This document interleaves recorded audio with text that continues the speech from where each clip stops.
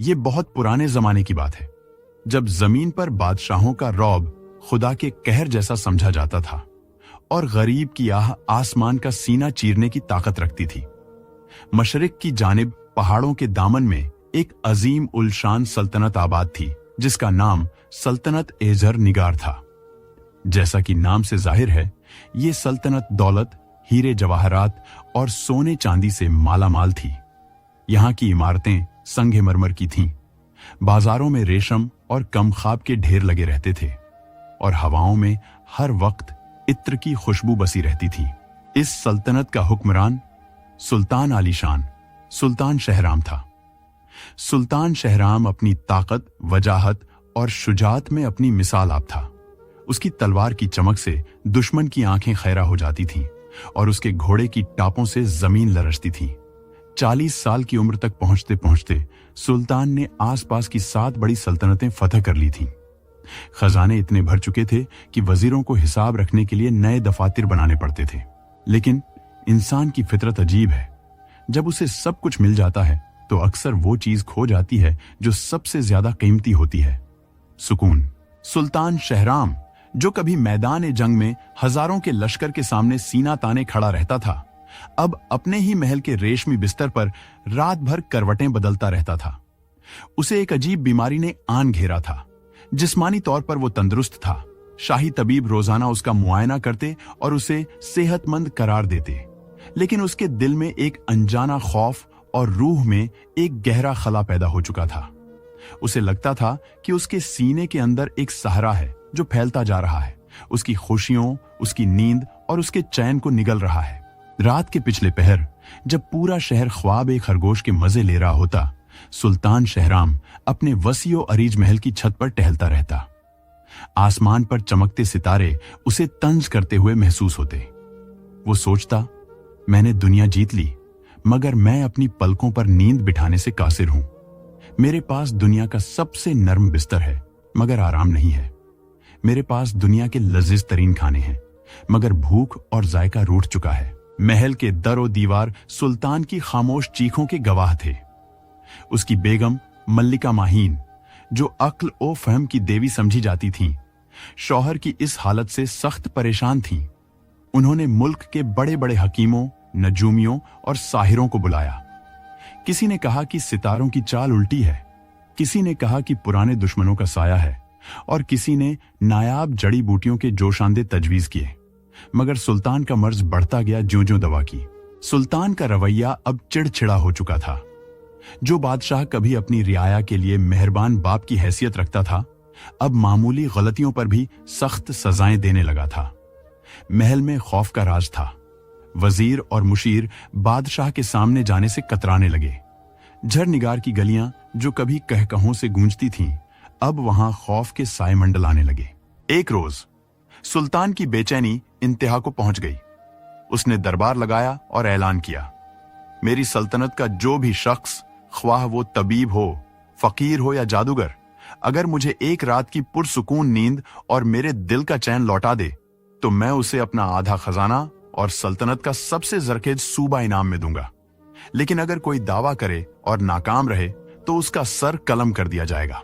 ये ऐलान जंगल की आग की तरह फैल गया। लालच में आकर कई लोगों ने किस्मत आजमाई की, मगर नाकामी उनका मुकद्दर बनी। महल के बाहर जल्लाद की तलवार रोजाना खून उगलती रही। सुल्तान का मर्ज अब जुनून की शक्ल इख्तियार कर रहा था।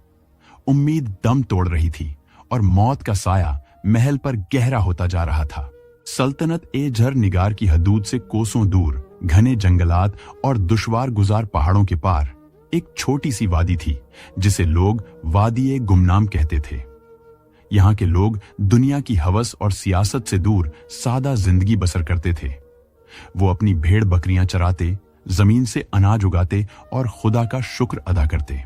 इसी वादी के एक किनारे पर एक कदीम दरख्त के नीचे एक झोंपड़ी थी।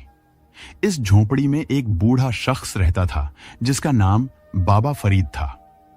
बाबा फरीद की उम्र का अंदाजा लगाना मुश्किल था।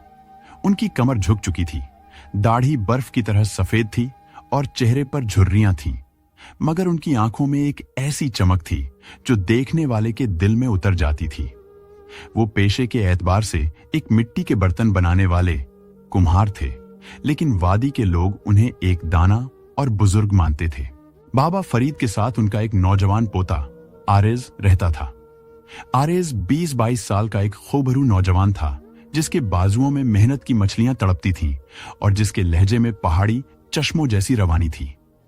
आरेज अपने दादा का सहारा भी था और शागिर्द भी। वो दिन भर मिट्टी गूंथता, बर्तन बनाता और शाम को अपने दादा के पास बैठकर पुराने जमाने की कहानियां और हिकमत की बातें सुनता। एक शाम जब सूरज पहाड़ों के पीछे छुप रहा था और आसमान पर शफ़क़ की लाली फैली हुई थी, आरेज ने देखा कि वादी के रास्ते पर धूल उड़ रही है। घोड़ों की टापों की आवाज फजा में गूंज रही थी। ये शाही सिपाहियों का एक दस्ता था जो ढोल पीटते हुए सुल्तान के ऐलान की मनादी कर रहा था। सिपाही वादी के चौक में रुके और बुलंद आवाज में सुल्तान शहराम की बीमारी और इनाम का ऐलान किया। वादी के लोग सहमे हुए खड़े सुन रहे थे। इनाम का सुनकर कुछ नौजवानों की आंखों में लालच भी चमका, लेकिन नाकामी पर मौत की सजा सुनकर सब पीछे हट गए। आरेज भी ये ऐलान सुन रहा था। वो भागा भागा अपने दादा के पास आया और सारा माजरा सुनाया। दादा जान, सुल्तान शहराम बीमार हैं। उनके पास सब कुछ है मगर सुकून नहीं। वो आधी सल्तनत देने को तैयार हैं उस शख्स को जो उनका इलाज कर दे। बाबा फरीद अपनी चाक पर मिट्टी का एक प्याला बना रहे थे। उन्होंने हाथ रोका, गहरी सांस ली और मुस्कुराए। उनकी मुस्कुराहट में एक अजीब सा दुख और रहम था। बेटा आरेज, बाबा फरीद ने नर्म आवाज में कहा, सुल्तान का मर्ज जिस्म का नहीं, रूह का है, और रूह का इलाज सोने चांदी से नहीं होता। ये सौदा घाटे का है, क्योंकि जो चीज वो खरीदना चाहता है वो बिकती नहीं, और जो बेचने का दावा करते हैं वो खुद कंगाल हैं। आरेज ने बेताबी से पूछा, लेकिन दादा जान, क्या इसका कोई इलाज नहीं?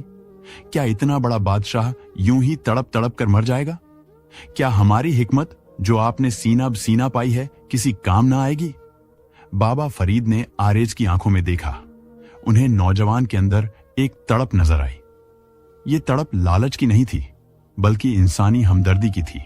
उन्होंने कहा, इलाज तो है, लेकिन वो बहुत कड़वा है। बादशाहों के मिजाज नाजुक होते हैं, वो सच की कड़वाहट बर्दाश्त नहीं कर पाते। मगर अगर किस्मत ने उसे यहां बुलाया है तो शायद शिफा का वक्त करीब है।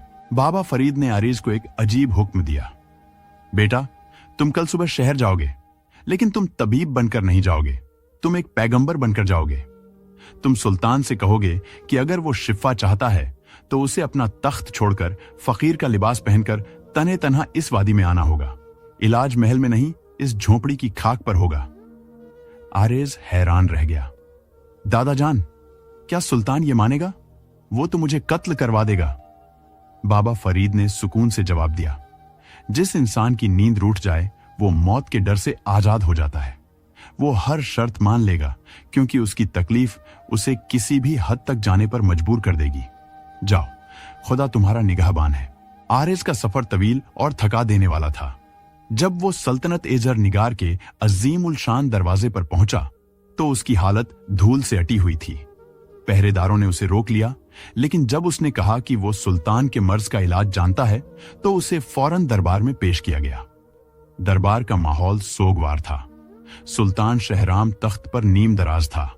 आंखों के गिर्द गहरे स्याह हल्के थे और चेहरा जर्द पड़ चुका था।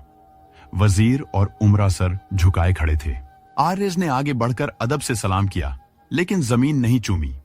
वजीर खास ने गर्द गुस्से से कहा, ऐ गुस्ताख नौजवान, आदाब शाही का ख्याल कर। सुल्तान ने कमजोर हाथ के इशारे से वजीर को रोका और आरेज की तरफ देखकर भारी आवाज में पूछा, क्या तुम भी अपनी मौत लेने आए हो नौजवान? तुमसे बड़े बड़े हकीम नाकाम हो चुके हैं। आरेज ने मजबूत लहजे में कहा, आली जाह, मैं कोई तबीब नहीं, मैं एक पैगंबर हूं। मेरे दादा बाबा फरीद, जो वादी गुमनाम के बुजुर्ग हैं, उन्होंने आपकी शिफा का नुस्खा भेजा है, लेकिन इसकी एक शर्त है। सुल्तान की आंखों में एक मध्यम सी उम्मीद जागी। शर्त? कैसी शर्त? कहो। अगर तुमने मेरी तकलीफ दूर कर दी तो जो मांगोगे मिलेगा।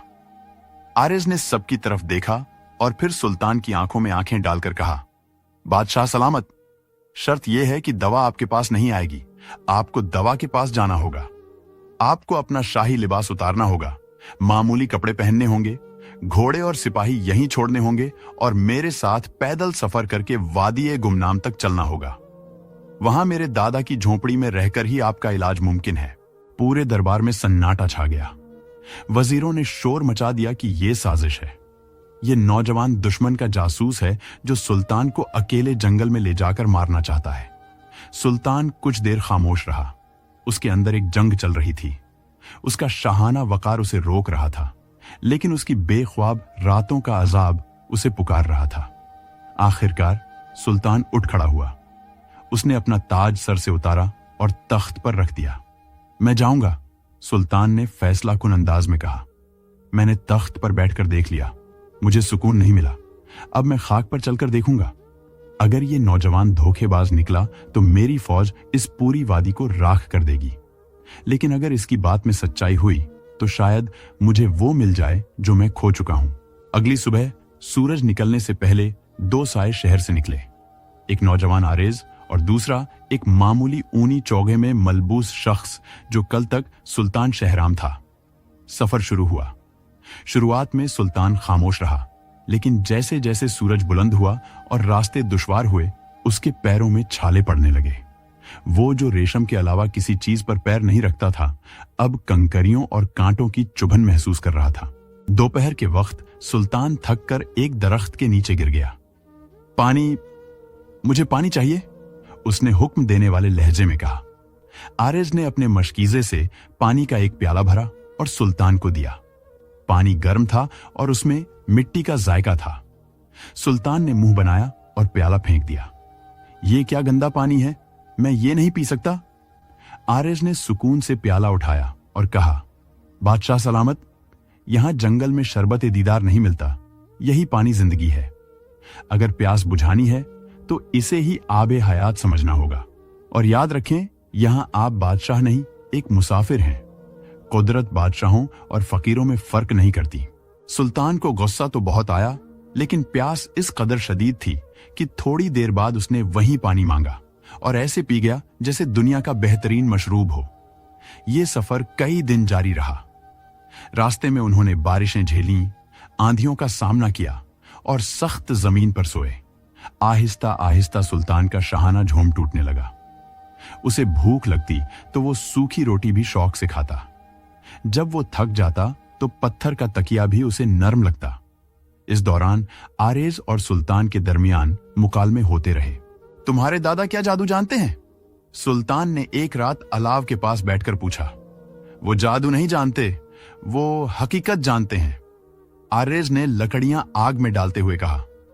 वो मिट्टी से बातें करते हैं। वो कहते हैं कि इंसान मिट्टी है और इसे आखिर मिट्टी में ही मिलना है। जब मिट्टी अपनी असल को भूलकर सोना बनने की कोशिश करती है तो वो सख्त हो जाती है और सख्त चीज जल्दी टूट जाती है। सुल्तान खामोश हो गया। ये बातें उसके दिल पर हथौड़े की तरह लग रही थीं। आखिरकार वो वादी गुमनाम पहुंच गए। सुल्तान की हालत बदल चुकी थी। उसके कपड़े मैले थे, दाढ़ी बढ़ चुकी थी और चेहरे पर गर्द जमी थी। लेकिन अजीब बात यह थी कि उसकी आंखों की वहशत कम हो चुकी थी। जिस्मानी थकावट ने उसके जहनी इंतशार को किसी हद तक दबा दिया था। बाबा फरीद अपनी झोंपड़ी के बाहर बैठे किसी काम में मसरूफ थे। आरेज और सुल्तान वहां पहुंचे।